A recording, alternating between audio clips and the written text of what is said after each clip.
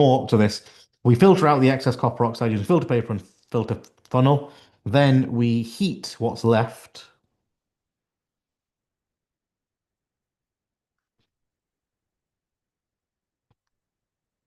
That's meant to be an evaporating basin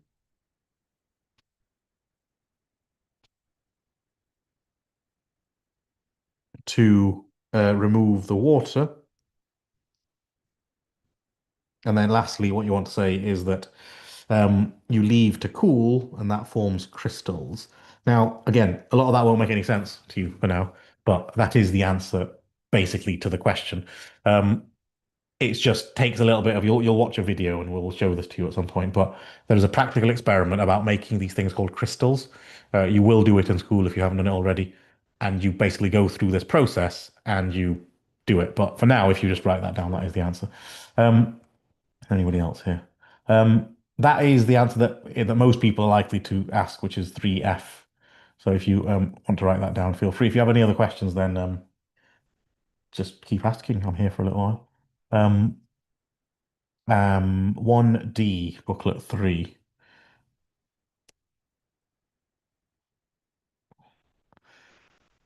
So give two observations. Observations is things you see that would be made when zinc carbonate is added to nitric acid until the zinc carbonate is in excess. Okay, excess means there's too much of it. If something is in excess, it means what you will see is you will see some unreacted solid. Zinc carbonate is a solid. Um, so you'll see some unreacted solid. That'll be one thing that you will see. Um, and you will see some of it will be unreacted, and some of the solid will react and disappear.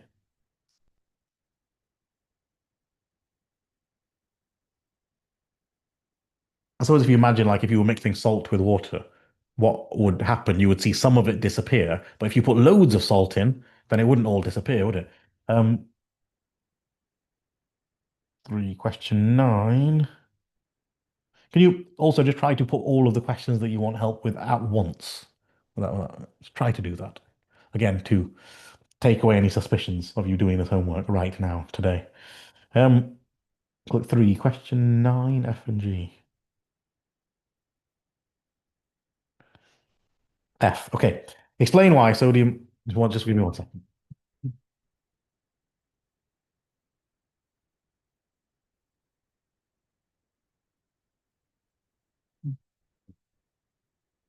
Explain why sodium chloride conducts electricity when molten but not when solid. Right. These kind of things, they're called ionic compounds.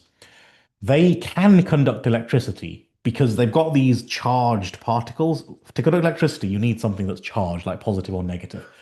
So they've got that. But the problem is that when they're in a solid, they can't move because a solid, all the stuff are stuck together.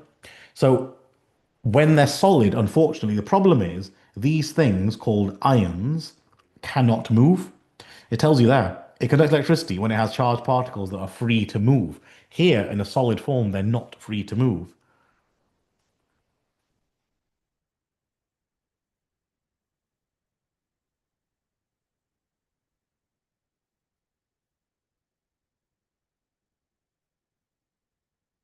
But if you melt it, if you remember from your knowledge of solids, liquids, and gases, when you melt these things, they particles can move around a little bit more. And so that means that when it's molten, the particles can move and can carry the charge through the structure. And that's what conducting electricity is. It's the movement of these charges around from one place to another.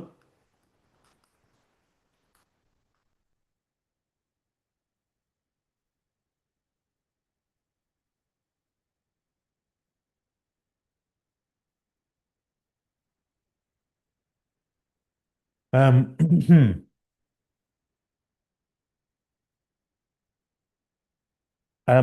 I think the person who just asked that question, I could tell you something. I could tell you and give you a little bit of feedback about something. So, I was told that your particular group that you're in on a Sunday um, was particularly impressive in terms of how much you guys seem to know about the science that we teach. And that probably is because you've been attending for a few years and we've done the same thing repeatedly. So don't stress too much about the sets for year 10 and the higher or foundation stuff for now. Um, when you say the final test in July, are you talking about the test that you do here, or are you talking about a school test? No, F and G as well, you said, sorry. Need to do G. Um, why it conducts electricity when solid. So this one's a slightly different answer. When you have metals, they conduct electricity um, when these because they contain these things called delocalized electrons. So why does this conduct when solid? Because it has free electrons which can move and carry the charge through the structure. That is what you have to write in these questions.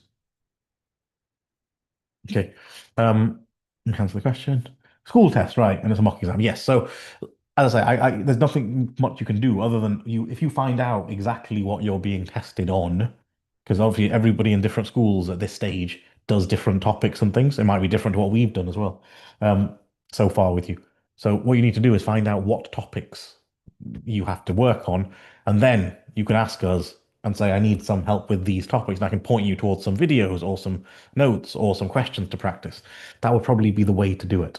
Um, certainly for maths and science. Like that's the way to do it. You need to find out the kind of things you need help with, and then I can help you even now. Like if you had said to me rather than say that I need to do well, do better, you need to be more specific about what you want to do better at. So say I don't understand how to do, I don't know, rearranging equations in maths, and I'll do some of those with you. So you have to be specific about the kind of things you need help with. Then we can just improve those little things. Is that it for these questions? Anybody got any more questions? Oh God, where are they? So I have done some questions from booklet 3 so far. I think the major question that people are going to have struggle with is this big question about the required practical, to which the answer, or most of the answer, is basically there. Um, but I'll be of note. On Sudan. No, I wasn't talking about Sudan. I was taking it on Sunday. I'm saying that your Sunday, the person who taught you on a Sunday was just generally saying about your group in general was quite impressive in terms of your knowledge of the stuff that we teach. So what I'm saying is that that's a positive thing. I'm saying well done in terms of that. There was a general comment about your group as a whole and how much you seem to know, and I think that's partly because you've been coming and doing the same thing for a while. Um, yes, Sunday. Exactly, that's what I was saying. I was told that you guys in that group are quite good in terms of the stuff that we teach. So don't stress too much. Anybody got any other specific? I mean, if you don't, you can go, by the way. I mean, you don't have to stay here just for the sake of it. The point is, I couldn't do it yesterday because I was there. People had a GCSE maths exam. Um, science and maths. I could really help with maths. Okay, so the thing you want to do, right, is I'll give you some guidance with this. Firstly, find out what topics are going to be on the maths test that you will have at the end of this year in school, okay? Because again, a lot of those topics we might not have done yet with you. We plan to do them over the course of the next year or so, but we don't always do it. If you want to just generally do some practice, okay, then what you want to look for is at your stage in year 9. I mean, I think foundation level GCSE papers are about right. So there's a website here called Math Genie. If you go to this website, and you pick, it doesn't matter which one you pick, but it's AQA, it doesn't really matter. Okay. It's a GCSE Maths at Excel. If you go to past papers here and you click on foundation, that's the important thing, and you just open up any, see these here, this tells you a paper one. You can open the questions here and you can open the answers on the right here. So here is a paper of question, and foundation level GCSE math is about your level, just so you know. It's not wildly different. So it's going to have questions like this. Write 25% of the decimal that you might know is 0.25. It'll say here are the first 4 even numbers. Find the 10th even number. So you go 2, 4, 6, 8, 10, 12 until you get to 20. 15 centimeters to millimeters. These are all questions that you can do, right? Just like this. So practice them. And then what you could do is you could check the answers to them. So over here on this second tab, oh, that didn't work. Oh yeah, I've got the answers here. You see that 0.25, 20, 150? So you try a question check the answer. Did you do it right? If you didn't do it right, make a note of it and then ask for help. Try and do these things. That's the way I would do this. Yes, but foundation maths is, well, you say it's really easy, but oh, sorry, I've just closed everything. You say it's really easy. Um, eh, okay, let me do something. Um, it starts off really easy. But you see, if you just keep going, it's not going to be really easy. So unfortunately, you're not in a position to be able to do higher questions yet. See, these are not really easy questions, right? They get more complicated as you go down. There are some quadratic equations, there's some factorizing questions, some algebra here. They're not really easy. They are easier than higher, of course, but you can't do a high level paper because you haven't done all the topics. So this is about your level, is what I'm saying. This is what you need to be practicing. And if you can get full marks on this, wonderful. But if you can't, you need to find out, you need to get help with the questions that you need help with. So that's my advice with regards to maths. But try some of these questions, um, and you won't get everything right. It's impossible. The things you don't get right, then you ask for help specifically on those things. Send us a picture of it. We explain it. Like that's how you have to be proactive with it in terms of what you're doing. Um, right. If you have any other questions, then just I'm going to keep the Zoom on for a while, probably for another 45 minutes or so, because people might come at 8 o'clock. But if you do have any other question on the homework, then um, ask it. But otherwise, I will just keep checking back shortly. I'll just make a note on the screen. If anybody has any questions, put them in the chat.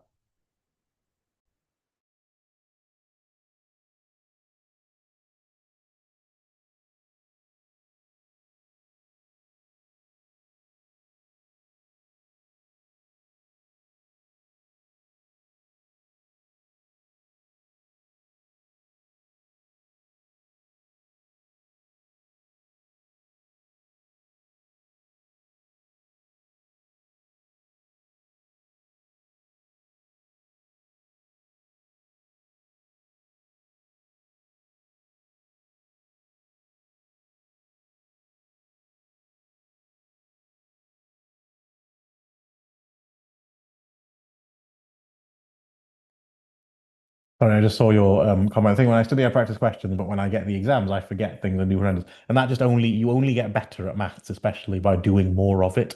So you just need to keep doing it. You will get better. It's like anything. The more you do of it, the better you get at it. Okay. So don't worry. If you are practicing questions, that is the main thing to do. And eventually there'll come a point where you won't forget those things in the exams. And that's why you've got to practice these exam questions. Like I said, do the foundation level papers because they are exam papers. Practice them. If you don't know how to do something, look at the answer and work out how to do it. And you will just get better at doing exams that way. That's how you get better at doing exams, by doing them. Um, so you just keep on doing them. That's what my advice is. Um, well, I mean, your best bet is to ask me for the support because Mr. Salim is usually teaching you the regular lesson, which is either biology or chemistry or physics. You can ask, but you might not always have time to do it. The idea of these sessions here is that I can basically do a bit of anything. So it's probably better to do it here. You've got our WhatsApp number. Send us a question. Don't just say I need help with maths. That's too unhelpful for anybody. Say what you want help with. Is it this kind of question? Find a question that you couldn't do. Send a picture of it. This is how you do it. Like maths is too big a thing for you to just say, I need help with maths. Full stop, right? Tell us what you need help with by practicing questions yourself, finding things that you don't know, and then asking for the help on that. Um, I it doesn't. I come to Newcastle every single week. Actually, it's just that I'm not there on a Sunday. I'm only there on a Friday to teach A-level maths. In terms of whether I come back on a Saturday, Sunday, I don't know. We have to we'll work it out over the summer, the timetable. So we work out our schedule over the summer as to where we'll be. So I'm in Newcastle every Friday. I'm not there on the Sunday when you attend at the moment. So at the moment, not sure. But I'm always here on a Wednesday, so you can always ask questions. But you've got to tell us what you want help with. Right, I want to be back shortly.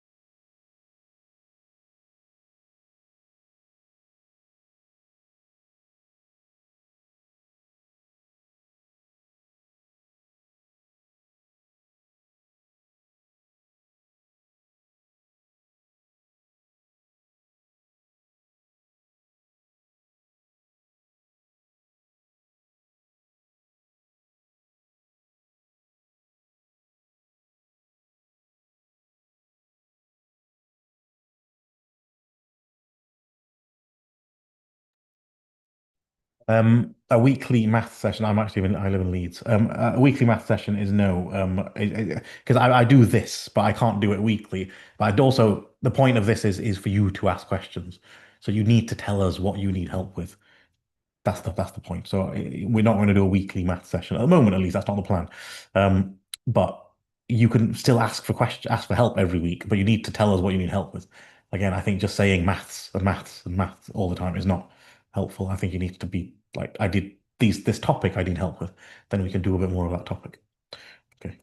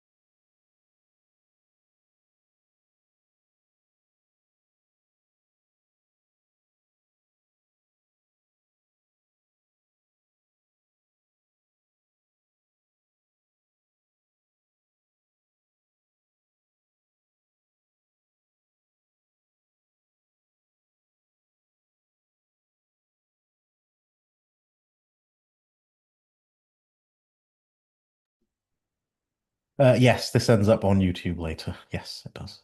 But it's quite ends up being a very long video, so I have to skip through it to find what you want.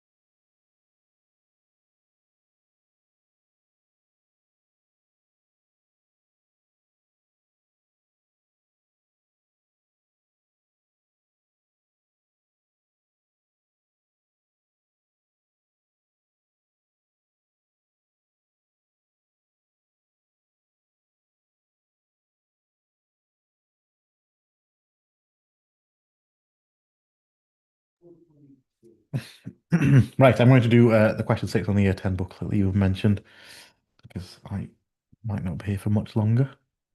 Question six. Where is it? This one. Incredibly, this is easier than it looks. You literally all you have to say for this question is what you see, which is that in this reaction, what is happening? Copper oxide reacts with sulfuric acid to produce copper sulfate and water. Like, that's literally it. That's all you have to say.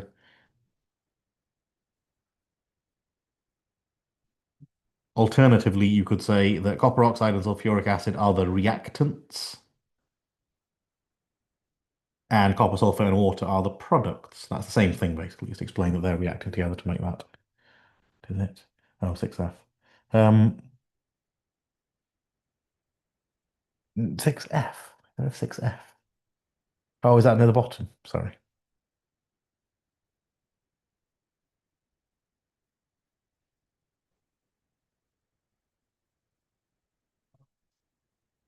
This one.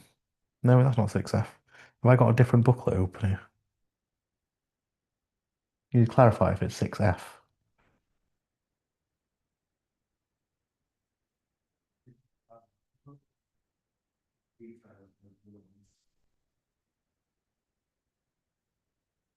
Um, I will go through the chemistry required practical of electrolysis um, briefly, but I will obviously be doing a full session on Sunday night, and I'm available on Saturday evening as well. It just won't be 1F. Okay.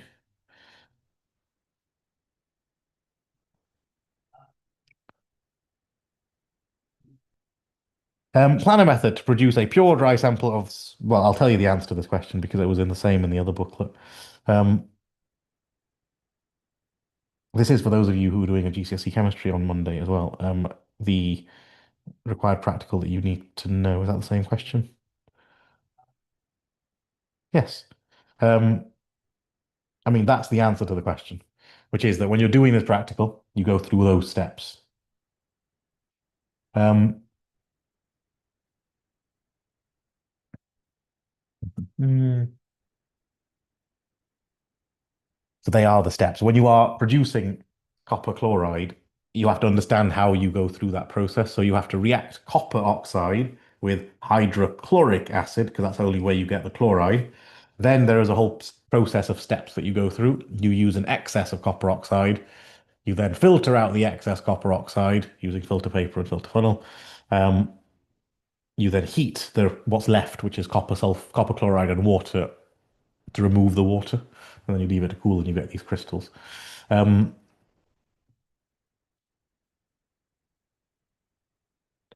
that. Um, just the person who's asked the question about the rates of reaction, you don't need that for paper one. Rates of reactions in paper two. Wait, have I got that right? No, no. Yes, I have. Rates of reactions in paper two. You don't need to know about the sodium thiosulfate for paper two. For paper one.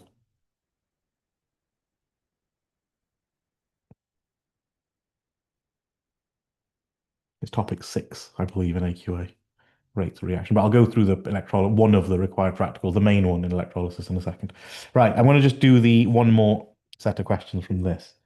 Um, one, two, four, and six. Quite a difficult one. pH of an acid. I'm not going to answer that question. Which acid reacts with to produce zinc chloride? So in terms of this, you are supposed to know that whenever you react something with hydrochloric acid, you make something chloride. Whenever you react something with sulfuric acid, you always make something sulfate. And whenever you react anything with nitric acid, you make something nitrate. So when it says, which acid reacts to produce zinc chloride, it is hydrochloric acid. That's the answer there. And these things that get made are all called salts. alkalis, often you're looking for the word hydroxide. They tend to be alkalis. And then this one, if you have these two things and they're joining together, because they both have the same charges, they can just one of those can join with one of those. You're trying to cancel out the charges basically. So if you have a two plus and a two minus, one of each will cancel it out. So it is just that. Um, I mean, I think the answer to this question is you heat it up or you stirring it might be a better answer actually. That will speed up a reaction if you stir it. Um, and the idea of this is a practical experiment that you might not have done yet, but when you do this thing, you make sure that you have an excess of one of the substances so that the other one fully reacts. And filtering is this picture, obviously here. And this whole process is called crystallization. That should be the answer. Okay. Um,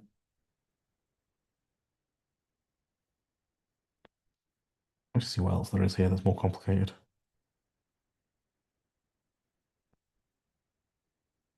So when anything can be shaped, it is because it's in layers, and the layers can be slide over each other. That's what that is. I'm not answering every question for reasons.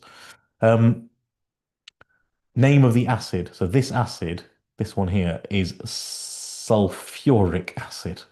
Okay, I'll just write these names down because you do sometimes need them. Sulfuric acid has this formula, nitric acid has this formula, and hydrochloric acid has this formula.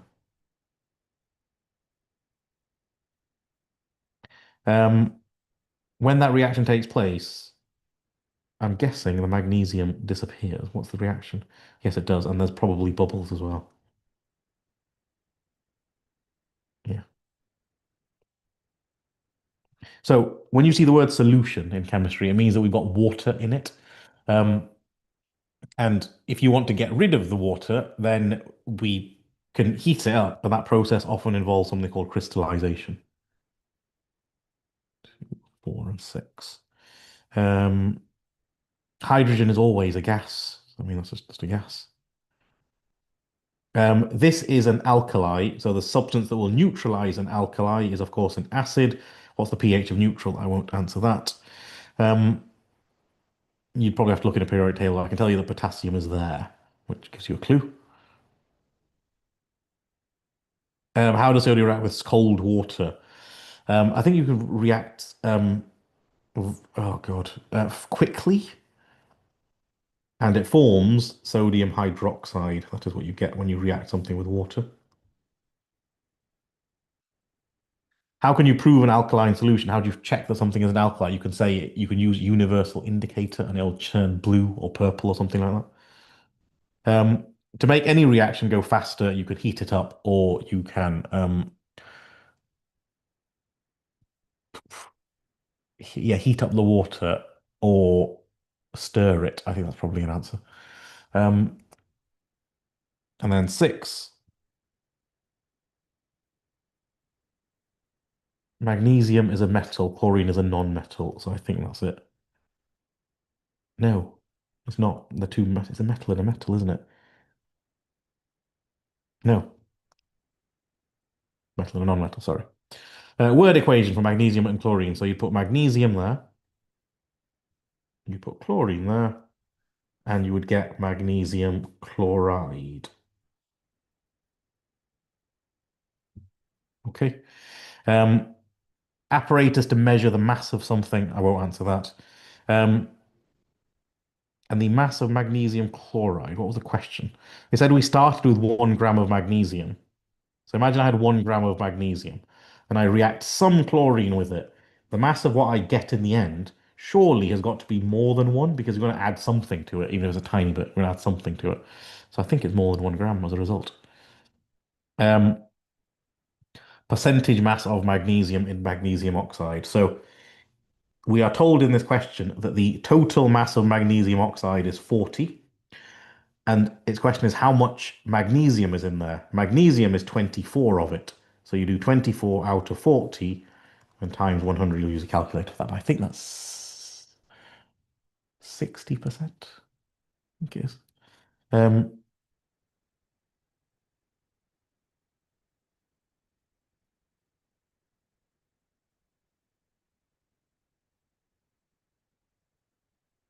I think that's probably the answer to that question without looking at it too much. X is the mean, so I'll let you do that yourself in terms of calculating a mean. You add them up and divide by how many there are, but you don't include this one because it's an anomalous result. You'll mess up your mean. Right, I was going to see if anybody else shows up on the thing, and they might in 5 minutes. But what I'll do is, in the meantime, I am going to just go through that electrolysis practical. But I will, as I say, be available not tomorrow, but Saturday and loads on Sunday. Sunday will go on forever. Um, and obviously I'll see you on Saturday morning, won't I? So we can do that then as well.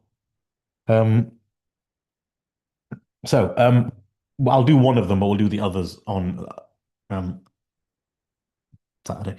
Um, the most important one really is the electrolysis of sodium chloride solution. Okay.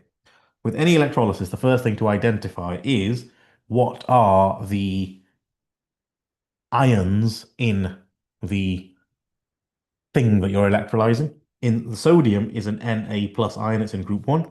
Chlorine's Cl minus, it's in group 7. Solution means that we've got water as well, which means we've got these two ions as well. So we're going to do the electrolysis now. Okay. Um, Something like that. Got positive and negative. Inside here, we've got these and these and these and these. Um, and once you start this off, in any electrolysis, we have obviously opposites attracting. So you generally have positive ions going to the negative side and negative ions going to the positive side. But in this electrolysis, because of the water, it complicates things because there's now two positive ions and two negative ions, whereas if there's only one of each, like if you do a molten electrolysis, then it's more obvious. But when you've got two of each, it is less obvious. So you have to know that when you are determining which of these two ions, only one of them goes to the negative and only one of the two negatives goes to the positive. Of the two positive ions, the less reactive one is the one that is attracted. Okay. Of sodium and hydrogen, hydrogen is less reactive. There is a reactivity series that you should roughly know, but hydrogen is right at the bottom of it. It is the less reactive of these two, which means that we get hydrogen coming off over here, or it turns back into hydrogen there. Um, that's it for the positive ions. Of the two negative ions, the rule is a bit convoluted. Of the two negative ions, the you always get the well, how do I do how do I explain this? Yes, if there is a group 7 ion of out of these two, and there is in this case, if there is a group 7 ion, that one goes. If not, if there isn't a group 7 ion, then the OH minus ion is the one that goes. So in this case, because there is a group 7 ion because it's chlorine, that one will go to the positive electrode, which means we'll get chlorine coming off over here. It'll turn back into the chlorine atom. So that's pretty much the electrolysis. There is one extra thing that happens. So we get the chlorine, which I'll do a half equation for in a minute, hydrogen, but then we also get a third product here in case you need to know, because what's left inside here, we've got this Na plus and this OH minus. So we get NaOH, sodium hydroxide, which is an alkali forming in that solution at the bottom. So the last thing for this one is the half equations. So you have to do a half equation for the things that go to the electrode. So we need to do one for the chloride ions and one for the hydrogen ions. Okay, pretty straightforward, really, which is that to do the half equation, you have to understand the opposite of ionic bonding. So how did this become a positive ion? It lost electrons to become a positive ion. Now what it's doing is it's going back. So it's gaining those positive ions back, or that positive ion, electron, and turning back into hydrogen. So that's the sort of simplistic beginning of the half equation, that whatever you have here, if it's a positive charge, 1 plus, it will gain an electron to go back, right? Similarly, if we do the same thing here, how did a chloride ion become a chloride ion? It will have gained an electron. What you're going to do now is it's going to get rid of the electron and turn back into chlorine. That again is the sort of beginning of the half equation. The easy way to remember it, again, the beginning of it is whatever this is minus is what we put there. And if there's one of them, we have one electron. Whereas if we have two of them, it'll be two electrons. Here there was a plus, so I put a plus here as well. But that's not finished because when you have gases being given off in an electrolysis, in this case, chlorine and hydrogen are actually diatomic, which means that they comes off as pairs. You then have to balance the equation. So we've got to have a two there and a two there, which means I need two there and two there to balance those. But then I also need two electrons. I've got two ions here, which each will lose one electron. So there's two and two there. These are the half equations. For this one, just be aware that it's often presented differently. It's presented, they move the minus two to the other side. And that's it. I mean, that's the most complicated of the electrolyses. There is then another one to do with aluminium oxide, which I'll talk to you about on Saturday, but that is an easier one, really. This is the one that's got the water, and that complicates things a little bit. But as I said, in terms of your question about rates of reaction, you don't need to know it for certainly AQA paper one. You need to know, I'll just open this up just for prove the point for you. And then I'm going to end this session actually today, because I was only going to do till about 8 o'clock today. Again, for those of you in year 11, I will be around on Saturday evening and obviously Sunday evening. But if you have anything before that, then just send it. We'll find some time.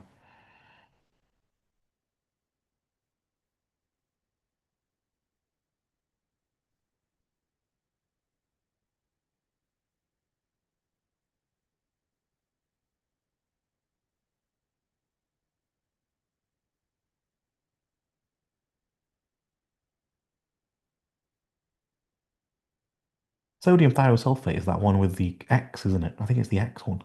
But anyway, so in terms of just for clarity of your topics for paper one, atomic structure, periodic table, all that stuff, bonding, everything to do with bonding. Make sure you know about carbon and that diamond graphite stuff. Everything to do with quantitative chemistry, I'm afraid. Acids and alkalis and electrolysis, and then topic five, which is energy changes to do with endo and exothermic reactions. That's where it stops. Paper one stops there. And then topic six begins paper two. So all that stuff about rates is topic two. Right. There's no one else here. So I'm going to end it for today. I'll be, for most of you, I'll be available on next Wednesday again, but for the year 11s, I'll be around again tomorrow. Not tomorrow, Saturday, Sunday.